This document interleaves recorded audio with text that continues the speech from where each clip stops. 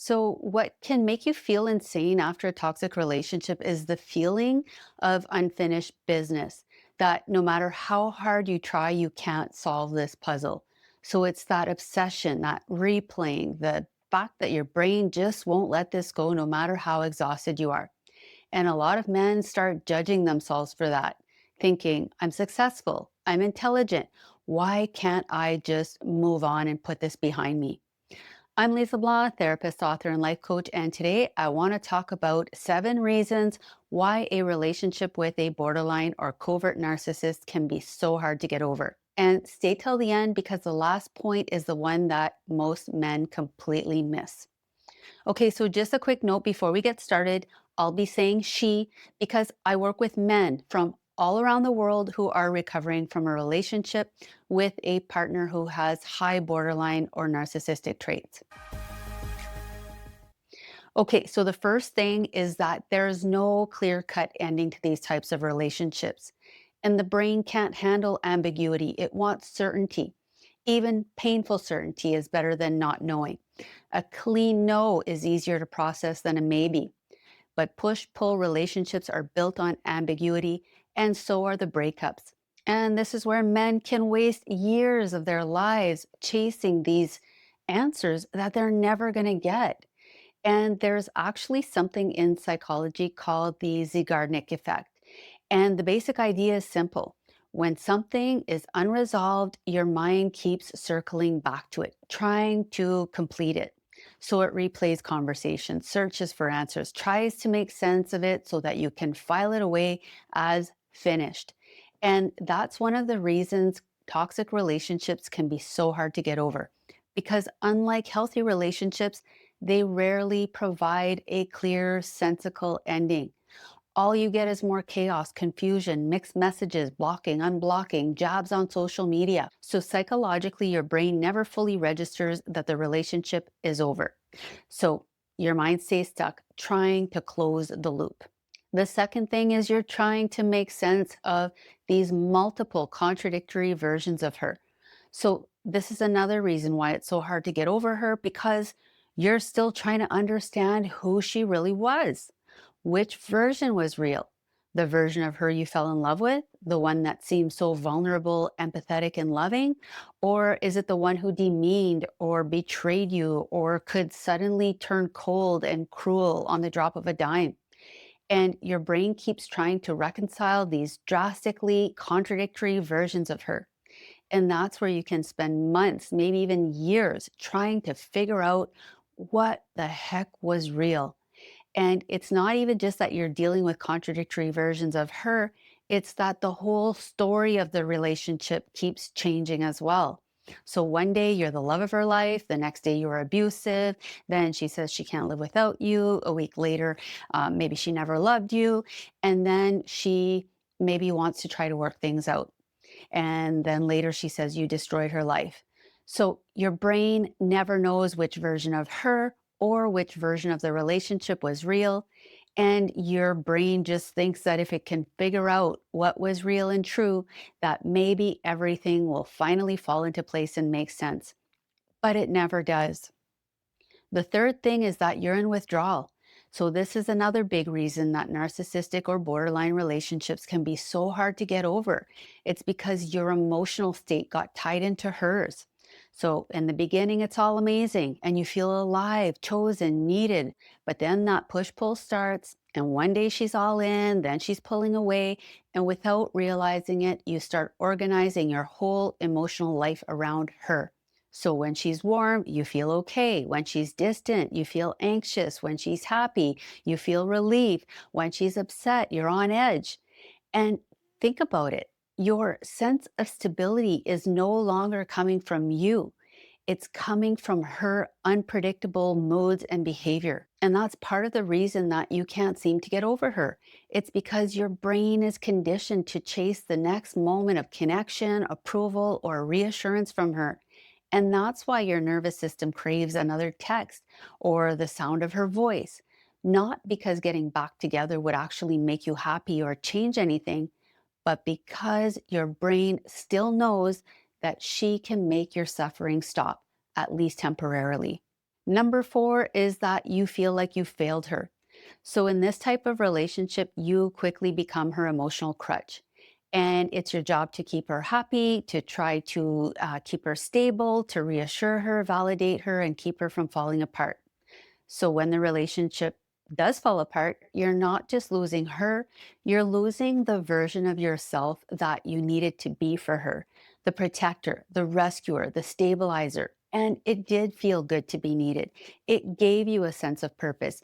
It made all of your effort and sacrifice feel like it meant something, like it was leading somewhere.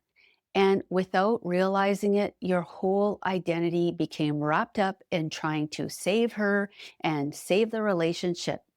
But now that it's over, it can feel like you not only failed your mission and couldn't save her or keep her happy, but you failed to be the man that she needed you to be. And when you've spent months or years trying to be that man, you lose yourself in the process. So when she's gone, it feels like your whole identity has been shattered. Number five is that the relationship often turns into a contest and you end up feeling like you've lost the prize. So, female covert narcissists are very good at making you feel like you have to win her over, like she is some grand prize and you're in some sort of competition to win her love, her approval, her affection.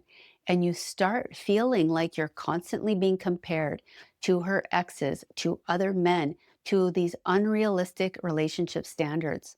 So when it's over, it doesn't just feel like a breakup, it feels like losing the future you thought you were building, losing the chance to finally prove that you were enough. And that's why so many men become consumed with thoughts about the next guy.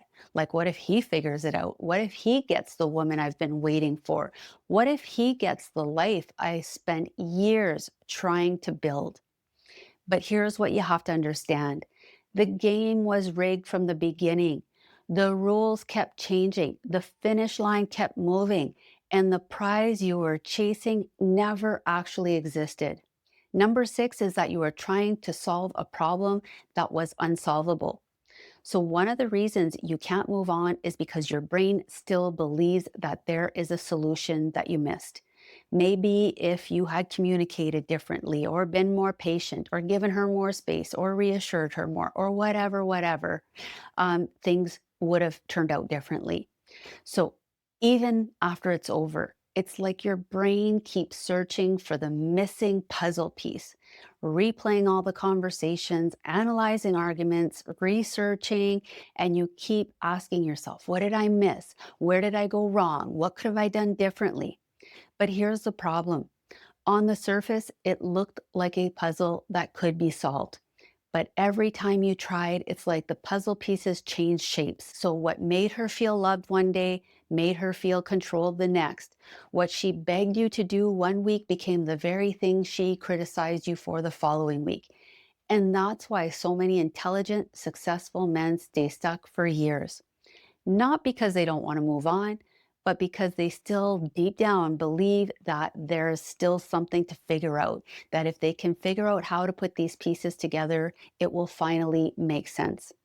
But you weren't failing because you weren't trying hard enough.